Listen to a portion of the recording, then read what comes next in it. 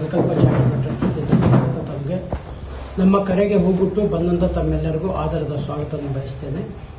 ಈ ಒಂದು ಪತ್ರಿಕಾಗೋಷ್ಠಿ ಮಾಡಿರುವಂಥ ಉದ್ದೇಶ ಏನಂದರೆ, ಕಳೆದ ತಿಂಗಳು ನಾವು ಸಂಕಲ್ಪ ಚಾರಿಟಬಲ್ ಟ್ರಸ್ಟ್ ವತಿಯಿಂದ SSLC ಮತ್ತು PUC ಮಕ್ಕಳಿಗೆ ಪ್ರತಿಭಾ ಪುರಸ್ಕಾರ ಕಾರ್ಯಕ್ರಮವನ್ನು ಹಾಗೂ 135ನೇ ಡಾಕ್ಟರ್ BR ಅಂಬೇಡ್ಕರ್ ಜಯಂತಿಯ ಕಾರ್ಯಕ್ರಮವನ್ನು ಹಮ್ಮಿಕೊಂಡಿದ್ವಿ. ಆ ಕಾರ್ಯಕ್ರಮದ ನಿಮಿತ್ತವಾಗಿ ಎಲ್ಲ ಒಂದು ಕಾರ್ಯಕಲಾಪಗಳು ಸೂಕ್ಷ್ಮವಾಗಿ ನಡೆದಿರುತ್ತದೆ. ವಿಶೇಷವಾಗಿ SSLC ಮತ್ತು PUC ಮಕ್ಕಳು ತಮ್ಮ ತಂದೆ ತಾಯಿಯವರ ಜೊತೆ ಬಂದು ಒಂದು ರಿಜಿಸ್ಟ್ರೇಷನ್ ನಮ್ಮ ಆಫೀಸಲ್ಲಿ ಮಾಡಿಕೊಂಡು, ಒಟ್ಟು ನಮ್ಮ ರಿಜಿಸ್ಟ್ರೇಷನ್ಗೆ ಆದಂತಹ ವಿದ್ಯಾರ್ಥಿಗಳ ಸಂಖ್ಯೆ 721 ವಿದ್ಯಾರ್ಥಿಗಳು ರಿಜಿಸ್ಟ್ರೇಷನ್ ಆಗಿರ್ತಾರೆ. ಆ 721ರಲ್ಲಿ 455 ಹುಡುಗಿಯರು ರಿಜಿಸ್ಟ್ರೇಷನ್ ಆಗಿರುತ್ತೆ, ಅಂದರೆ ನಮ್ಮ ಗರ್ಲ್ಸ್ ರಿಜಿಸ್ಟ್ರೇಷನ್ ಆಗಿರುತ್ತದೆ.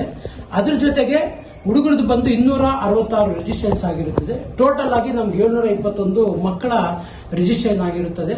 ಹಾಗಾಗಿ ನಮಗೆ ತುಂಬಾ ಸಂತೋಷದಂತಹ ವಿಷಯ. ಯಾಕಂದ್ರೆ ಕಳೆದ ಒಂದು ಸುಮಾರು ವರ್ಷಗಳಿಂದ ನಾನು ನೋಡಿದಂಗೆ 60%ಗೆ ಮಕ್ಕಳನ್ನ ಗುರುತಿಸಿ ಅವರಿಗೆ ಪ್ರೋತ್ಸಾಹ ಕೊಡುವಂತಹ ಕಾರ್ಯಕ್ರಮ ನಾನು ಎಂದೂ ಕಂಡಿಲ್ಲ. ಹಾಗಾಗಿ ನಮ್ಮ ಸಂಕಲ್ಪ ಕಡೆಯಿಂದ ಹೆಂಗೋ ನಾವು ಎಜುಕೇಶನ್ಗೆ ಫಸ್ಟ್ ಪ್ರಿಫರೆನ್ಸ್ ಕೊಡೋದ್ರಿಂದ ಏನಾದರೂ ಮಾಡಿ ನಾವು 60% ಮಕ್ಕಳನ್ನ ಫೈಂಡ್ ಔಟ್ ಮಾಡಿ ಅವ್ರಿಗೊಂದು ಪ್ರೋತ್ಸಾಹ ಪಡಿಸಬೇಕಂತ ಹೇಳಿ ನಮ್ಮೆಲ್ಲ ಸಂಕಲ್ಪ ಚಾರಿಟಬಲ್ ಟ್ರಸ್ಟ್ನ ಸದಸ್ಯರೊಟ್ಟಿಗೆ ಮಾತನಾಡಿ, ನಿರ್ದೇಶಕರೊಟ್ಟಿಗೆ ಮಾತನಾಡಿ ಡಿಸಿಷನ್ ತಗೊಂಡು ಆ ಒಂದು ಕಾರ್ಯಕ್ರಮದಲ್ಲಿ 721 ರಿಜಿಸ್ಟ್ರೇಷನ್ಸ್ ಆಗಿರುತ್ತೆ. ಈ ಒಂದು ಕಾರ್ಯಕ್ರಮವನ್ನು ಈ ಒಂದು ಸಂಖ್ಯೆ ಜಾಸ್ತಿ ಆಗಿರೋದ್ರಿಂದ HN ಕಲಾಭವನದಲ್ಲಿ ನಾವು ಕಾರ್ಯಕ್ರಮ ಎಲ್ಲಾ ಸಿದ್ಧತೆಗಳನ್ನು ಮಾಡ್ಕೊಂಡಿದ್ವಿ. ಆದರೆ ಹುಡುಗರ ಸಂಖ್ಯೆ, ಸ್ಟೂಡೆಂಟ್ನ ಸಂಖ್ಯೆ ಯಾವಾಗ ಜಾಸ್ತಿ ಆಯಿತು, ಈಗ ನಾವು ಸ್ಥಳವನ್ನು ಬದಲಾವಣೆ ಮಾಡಿದ್ವಿ. ದಯಮಾಡಿ ತಾವ್ಯಾರು ಅನ್ನತೆ ಭಾವಿಸಿದಾಗೆ ರಿಜಿಸ್ಟ್ರೇಷನ್ ಆದಂತಹ ಮಕ್ಕಳು ಹಾಗೂ ನನ್ನ ಆತ್ಮೀಯರಿಗೆಲ್ಲ ನನ್ನ ಪ್ರೀತಿಯ ಒಂದು ಕರೋಳೆಯ ಒಂದು ಬರುವಂತ ಒಂದು ವಿಷಯದಲ್ಲಿ ತಮ್ಮನ್ನೆಲ್ಲ ನಾನು ರಿಕ್ವೆಸ್ಟ್ ಮಾಡ್ಕೊಂತಿರೋದು ಅಂದ್ರೆ, HN ಕಲಾಭವನ ಬಿಟ್ಟು ಸುಮಂಗ್ಲಿ ಕಲ್ಯಾಣ ಮಂಟಪದಲ್ಲಿ ನಾವು ಕಾರ್ಯಕ್ರಮವನ್ನು ಆಯೋಜನೆ ಮಾಡಿದ್ವಿ. ದಯಮಾಡಿ ತಾವೆಲ್ಲರೂ ಬರುವಂತವರು ಆ ದಿನ 17/5/2026 ಭಾನುವಾರದಂದು ಎಲ್ಲರೂ 10 ಗಂಟೆಗೆ ಸಮಯಕ್ಕೆ ಸರಿಯಾಗಿ ನಮ್ಮ ಸುಮಂಗ್ಲಿ ಕಲ್ಯಾಣ ಮಂಟಪದಲ್ಲಿ ಇರಬೇಕು. ಬರುವಂತ ಅತಿಥಿಗಳು ಸಹ ಆ ದಿನ 10:10ವರೆಗೆಲ್ಲ ನಮ್ಮ ಒಂದು ಕಾರ್ಯಕ್ರಮದ ವೇದಿಕೆ ಮೇಲೆ ಇರ್ತಾರೆ. ವಿಶೇಷವಾಗಿ ಮತ್ತೊಂದು ಬದಲಾವಣೆ ನಾವೇನ್ ಮಾಡಿದ್ವಿ ಅಂದ್ರೆ, ಬೈಕ್ ರ್ಯಾಲಿ ನಂಬ್ಕೊಂಡಿದ್ವಿ. ಬೈಕ್ ರ್ಯಾಲಿ ಪರ್ಮಿಷನ್ ಸಹ ತಗೊಂಡಿದ್ವಿ. ಆದರೆ ಬಿಸಿಲಿನ ತಾಪ ಜಾಸ್ತಿ ಇರೋದ್ರಿಂದ, ಅದ್ರ ಜೊತೆಗೆ ಈಗ ಬರುವಂತ ಈ ಏನು ಒನ್ ವೇ ಆಗಿರೋದ್ರಿಂದ, ರಸ್ತೆ ಒನ್ ವೇ ಆಗಿರೋದ್ರಿಂದ ಬೇಡ, ನಾವು ಆ ಥರ ರಿಸ್ಕ್ ತಗೊಳ್ಳೋದು ಬೇಡ ಅಂತ ಹೇಳ್ಬಿಟ್ಟು ಬೈಕ್ ರ್ಯಾಲಿಯನ್ನು ಮೊಟಕುಗೊಳಿಸಿದ್ವಿ. ಬೈಕ್ ರ್ಯಾಲಿ ಇಲ್ಲದ ಹಾಗೆ ನಾವು ಡೈರೆಕ್ಟ್ ಆಗಿ ವೇದಿಕೆ ಕಾರ್ಯಕ್ರಮವನ್ನು ಹಮ್ಮಿಕೊಂಡಿದ್ವಿ. ದಯಮಾಡಿ ಬರುವಂತ ಎಲ್ಲ ನನ್ನ ಪ್ರೀತಿಯ ಗೋರಿನೂರು ಜನತೆಯಲ್ಲಿ ನಾನು ಕಳಕಳಿಯಾಗಿ ಮನವಿ ಮಾಡ್ಕೊಂತಿದ್ದೆ, ಈ ಕಾರ್ಯಕ್ರಮದಲ್ಲಿ ಬನ್ನಿ, ಭಾಗವಹಿಸಿ ಯಶಸ್ವಿಗೊಳಿಸಬೇಕಾಗಿ ತಮ್ಮಲ್ಲಿ ಮನವಿ ಮಾಡ್ಕೊಂತ, ಮತ್ತೊಂದು ಸಾರಿ ಸ್ಥಳ ಬದಲಾವಣೆ ಆಗಿದೆ. ತಾವ್ಯಾರು ಅನ್ನತ ಭಾವಿಸದಾಗೆ ನಮ್ಮ HN ಕಲಾಭವನ ಬಿಟ್ಟು ಸುಮಂಗ್ಲಿ ಕಲ್ಯಾಣ ಮಂಟಪಕ್ಕೆ ತಾವೆಲ್ಲರೂ ಬರಬೇಕಾಗಿ ನಾನು ಮನವಿ ಮಾಡ್ಕೊಂತ ನನ್ನ ಮಾತುಗಳನ್ನು ಮುಗಿಸ್ತೀನಿ. ಎಲ್ಲರಿಗೂ ವಂದನೆಗಳು. ಜೈ ಸಂಕಲ್ಪ.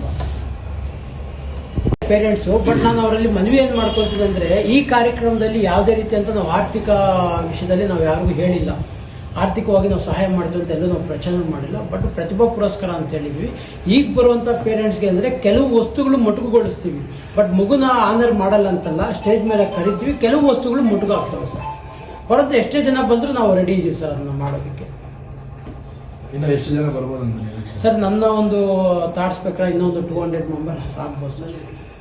ಈಗ ಬರುವಂತ ಮಕ್ಕಳಿಗೆಲ್ಲ ಸಪರೇಟ್ ರಿಜಿಸ್ಟ್ರೇಷನ್ ಮಾಡ್ತಾ ಇದೀವಿ. ಆ ಸಪರೇಟ್ ರಿಜಿಸ್ಟ್ರೇಷನ್ಸ್ ಅಲ್ಲಿ ಕೆಲವು ವಸ್ತುಗಳು ಮೊಟಕಾಗ್ತಿದೆ ಸರ್ ಆ ಮಕ್ಕಳಿಗೆ.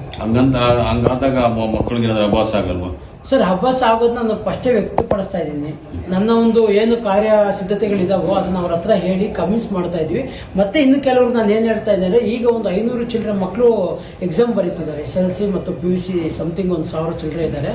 ಇವ್ರಿಗೆ ಮತ್ತೆ ನಾನು ಆನರ್ ಕಾರ್ಯಕ್ರಮ ಮಾಡ್ತೀನಿ. ಆ ಕಾರ್ಯಕ್ರಮಕ್ಕೂ ತಮ್ಮ ಮಕ್ಕಳನ್ನ ಸೇರಿಸಬಹುದು ಅಂತ ನಾನು ಅವ್ರ ಒಂದು ಅವಕಾಶ ಕೊಟ್ಟಿದ್ದೀನಿ ಸರ್.